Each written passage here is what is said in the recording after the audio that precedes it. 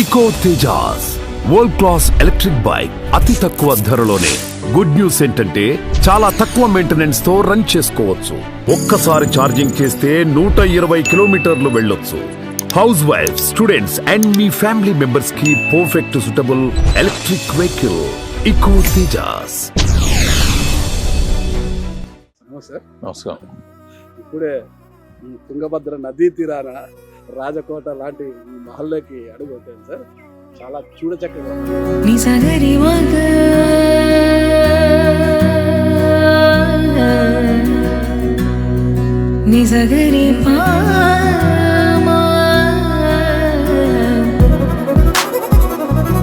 Sir ఇలా పిలవగానే అదే పరిగెత్తుకుంటూ వచ్చి గుగ్గులు తినడం, తుంగభద్ర నదీ తీరాన చక్కటి వాతావరణంలో రాజ్మహల్ లాంటి కోటను నిర్మించాలని మీకు ఎలా అనిపించింది సార్? అసలు కాలేజీలో చదివినప్పుడు సిస్టర్ బ్రదర్ ఇన్ లా వాళ్ళు ముగ్గురు సిస్టర్లు బెంగళూరులోనే ఉన్నారు. మామూలుగా మేము జాయింట్ ఫ్యామిలీ, చాలామంది 50 మంది ఉండేవాళ్ళం. ఆదోళ్ళు పెద్ద ఇల్లు.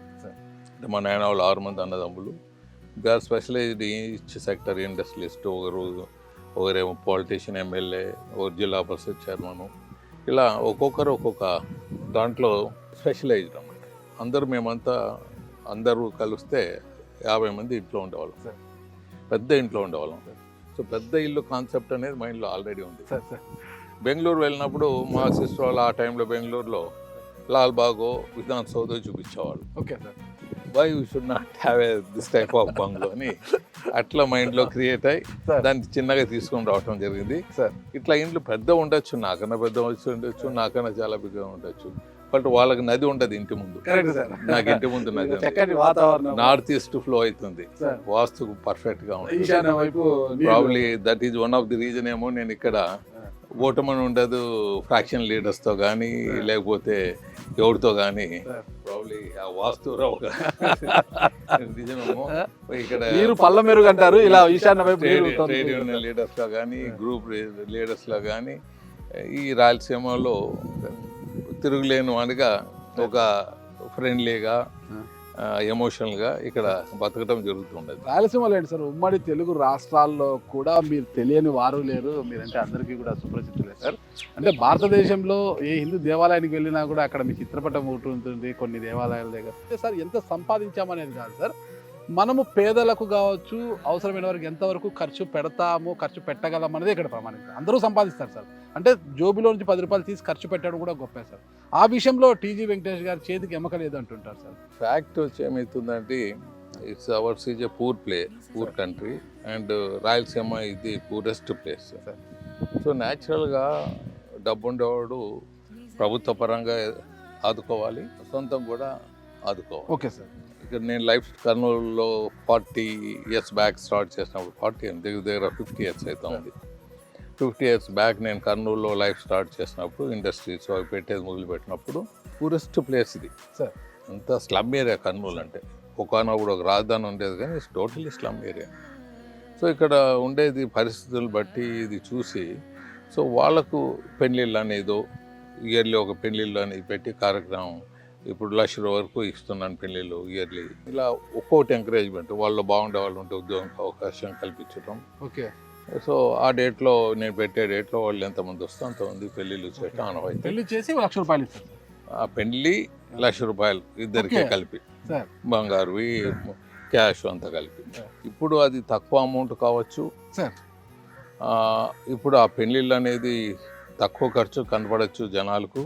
అప్పుడు పూరెస్ట్ ప్లేస్గా ఉన్నప్పుడు నేను ఈ స్కీమ్ మొదలు పెట్టినప్పుడు అది ప్రజలకు వరంగా ఉండేది. ఇప్పుడు కూడా తక్కువ విషయం ఏం కాదు సార్. అంటే 100 అంటే ఇప్పుడు ఒక చిన్న ఫ్యామిలీ మైనార్టీస్కు ప్రభుత్వమే 50,000 ఇస్తానంటుంటుంది, బీసీలకు ఇస్తానంటుంది, ఇలా తగ్గిపోతూ వస్తుంది. మనకు ఇలా అప్పుడు మాదిరిగా హండ్రెడ్స్ ఆఫ్ పీపుల్ పెళ్ళిళ్ళు చేసుకునేది తక్కువ వస్తుంది. చెప్తే ఎవరో మనం అనౌన్స్ చేసినా తక్కువ వస్తుంది. But anyway needy people they will come and marry. So ఇది ఈ విధంగా ఉంటుంది ఇది. మరి అలాగే ఇక్కడ ఉండే ప్రాంతాల్లో చూసుకొని ఇక్కడ ఆల్కహాలు, స్మోకింగు, ఈ కల్తీ కళ్ళు ఇవంతా ఎక్కువ. Thousands of people are dying అనమాట ఈ అడల్ట్రేషన్, ఆల్కహాల్ ఇవంతా. సో ఇది ఒక స్కీమ్ అనేది నాన్ ఆల్కహాలిక్, నాన్ స్మోకింగ్ అనేది నా ఇండస్ట్రీలో నా ఎంప్లాయీస్ పెట్టాను. 3,000 మంది ఎంప్లాయీస్కు గత 23 ఇయర్స్గా ఇస్తున్నాను నేను. Almost 1,500 rupees each employee they will get. 40 to 45 lakhs I'm spending every month. Okay ఇది historical thing in the universe. ఎక్కడ ఎవడు ఇది పెట్టలేదు. ఏమంటే అట్లీస్ట్ నా దగ్గర పని చేసే వాళ్ళన్నా ఆ హ్యాబిట్స్కి దూరంగా ఉండాలని. Okay sir. ఎవడన్నా దొరికితే ఉద్యోగం తీసేస్తాము. ఓకే ఏమైనా దొంగచాటుని వాళ్ళు ఏమైనా తాగల కానీ ఓపెన్గా వచ్చి తాగేది అవంతా ఉంటే sir. They will be in trouble. ఈ ఆర్కిటెక్చర్ డిజైనర్ సార్ అంటే ఇది అన్న మీ మస్తిష్కంలో నుంచి వెలువడిన డిజైన్ అంటే ఇది ఇలా ఉండాలి అనేసి. ఇది ఉంది పోర్టుగా ఉంది, ఓకే సార్. అది ఫ్రెంచ్ది. సో ఇటాలియన్ది ఉంది. సో ఫ్రెంచ్ ఇటాలియన్ సో ఒక్కొక్క బుక్స్లో మ్యాగజైన్స్లో కట్ చేసి తపతి అని ఉండేవాళ్ళు. Okay sir. అంటే మహారాజుల దగ్గర ప్యాలెస్లు కట్టిన వాళ్ళు వాళ్ళ వంశం ఇప్పటికీ ఉంది మద్రాసులో. అవును సార్. వాళ్ళని పిలిపించి వాళ్ళ కటింగ్స్ ఇస్తే చేసేవాళ్ళు అప్పుడు. ఓకే అంతే అదే మీ డిజైనే సార్ ఇదంతా కూడా. నేను పేపర్ కటింగ్ ఇస్తే వాళ్ళు సెట్ చేసి ఇచ్చేవాళ్ళు. చాలా బట్ స్కిల్ వాళ్ళకి ఆ స్కిల్ ఉంది. అది సౌత్ ఆఫ్రికాది. ఆ పైన డూమ్ ఒక డూము మన ఇండియన్ ప్యాలెస్ లో ఉండే గ్రిల్స్ అవి. ఎంతకాలం పట్టింది సార్ ఈ ఇంటిని మనం అప్పుడు కట్టేది 1.5 years కట్టి. ఏంటి సార్ ఇప్పుడు ఇంత పెద్ద అందమైన చుట్టూ క్లాక్ టవర్స్ కూడా పెట్టారు, డూమ్ పెట్టారు. మళ్ళీ అది లండన్ టవర్. అది పొడుగా ఉంటుంది. ఇప్పుడే కోట అని తలపిస్తుంది సార్. అసలు దానిపైన 2 floors వేయబోతున్నారంట. 2 floors ఏమి వేయటం లేదు. 2 floors కంప్లీట్ చేసింటి సార్. బట్ వాడుకలో పెట్టుకోలేదు. ఓన్లీ స్లాబ్ వేసి పెట్టింటి. ఇప్పుడు వాడుకలో తీసుకొని వస్తాం. మొత్తం కూడా రాతి కట్టడమే కదా సార్. రాత్రిది. ఆ స్టోన్ ఏది సార్? ఏ స్టోన్ సార్? గ్రానైట్ స్టోన్ మనకు ఈ ఆదోని సైడ్ ఉంటుంది సార్. ఈ కాంపౌండ్ వాల్ బ్లాక్ స్టోన్ ఉంటుంది, అది కర్నూలు ఏరియా. అది ఇక్కడ అంతా బర్డ్స్.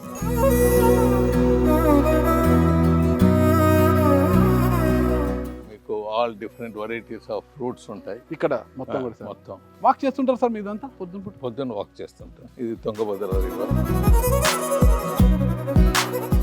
సార్ ఇదే సార్ గోశాల సార్ ఇది ఆవులు బఫెలో. Okay okay. అంటే పాలన్నీ కూడా మీకు ఇక్కడ నుంచే మీ ఇంటి నుంచే వస్తాయి సార్. టెంపుల్ కట్టాను. ఓకే. వెంకటేశ్వర స్వామి టెంపుల్. సార్. ఆ టెంపుల్లో ఫేమస్ ఏమంటే సార్ బ్రహ్మోత్సవాలు చేసేటప్పుడు సార్ గరుడ వచ్చి తిరిగిపోతుంది. Okay sir. 3 ప్రదక్షిణలు చేస్తుందని విన్నాను సార్. ప్రదర్శన చేస్తుంది సార్. నదిలో సార్. ఒక వారం అయ్యేదే సార్. స్నానం చేపిస్తారు భగవంతునికి. సార్. తీసుకొని పోయేటప్పుడు సార్ బరువుగా ఉంటుంది. సార్. స్నానం చేపించి తీసుకొని వచ్చేటప్పుడు లైట్ అయిపోతుంది. ఓకే. అది అది ఒక అదృష్టం. అది నేరుగా మేము కూడా చూడొచ్చు సార్. ఇది చూడొచ్చు. ఆ టైంలో డేట్ ఇస్తే సార్ డేట్లు ఇస్తాం.